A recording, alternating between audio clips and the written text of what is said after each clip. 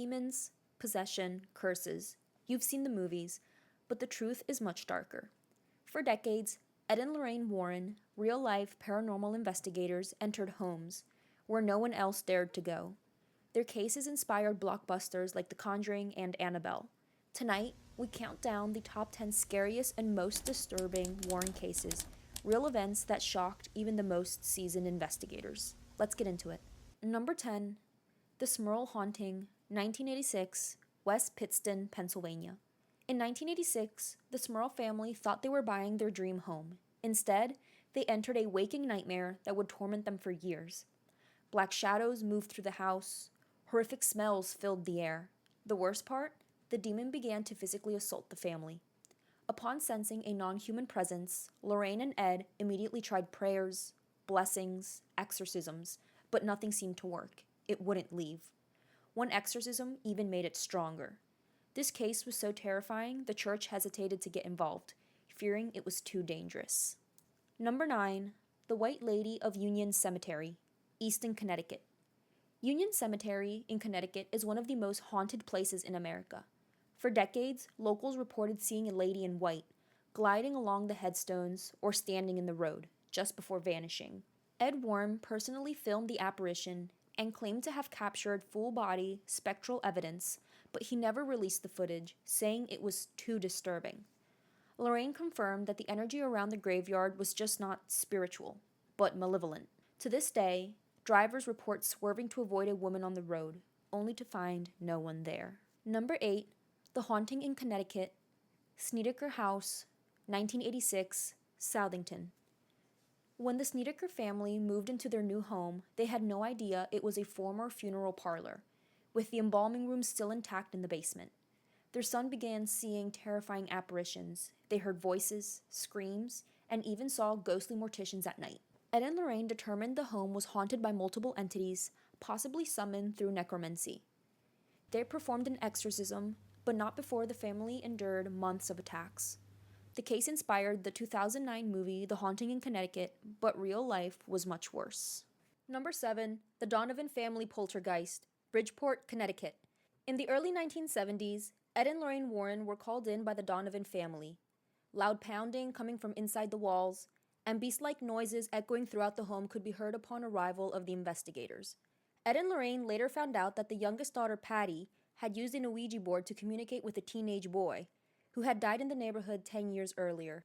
The spirit never revealed his name, but the Warrens knew this was more than likely a demonic entity. The Warrens immediately called for a priest. Following an exorcism, life inside the Donovan home slowly returned to normal.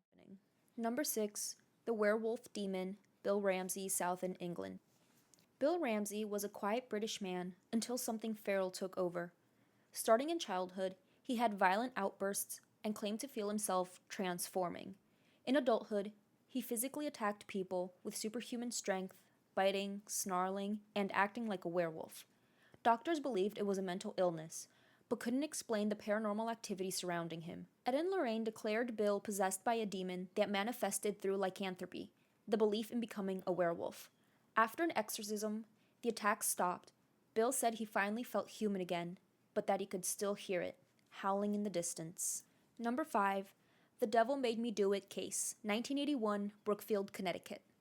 The first and only time demonic possession was used as a legal defense in a U.S. murder trial.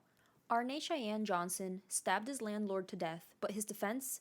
He claimed he was possessed by a demon that had previously possessed a child named David Glatzel, a boy Ed and Lorraine had tried to exorcise. The demon, they claimed, jumped into Arne and made him kill. Lorraine warned police days before the murder that something terrible would happen. The case shocked the world and inspired The Conjuring 3, but behind the Hollywood version is a family torn apart by what they truly believe was the devil himself. Number 4, Annabelle the Doll, Museum Case, Connecticut. You've seen the movie version, but the real Annabelle is far more sinister. In the 1970s, a nursing student received the doll as a gift. It began moving on its own, leaving notes, and even trying to strangle her roommate's friend. The paranormal investigators took the doll and discovered it wasn't haunted, but possessed by a demonic entity pretending to be the spirit of a little girl. To this day, Annabelle is locked inside the Warrens Occult Museum. A priest blesses it regularly, and one man mocking the doll reportedly crashed and died hours after touching her case. Number 3. The Enfield Poltergeist, England, 1977. Furniture levitating, knocking on the walls, children speaking in inhumane voices. The Hodgson family believed their home was haunted. The media dismissed it as a hoax until investigators captured audio and photos of supernatural activity. Ed and Lorraine visited Enfield during the peak of the haunting. Lorraine called it a case of true possession. The youngest daughter, Janet, was at the center. She levitated, she spoke in the voice of an old man. She was watched night and day, and still, things happened that defied logic. Was it a hoax, or something that couldn't be explained? Number 2. The Amityville Horror, 1976, New York. The most famous case of all, and the one even Ed and Lorraine feared. In 1974, Ronald DeFeo Jr. murdered 6 members of his family in their sleep.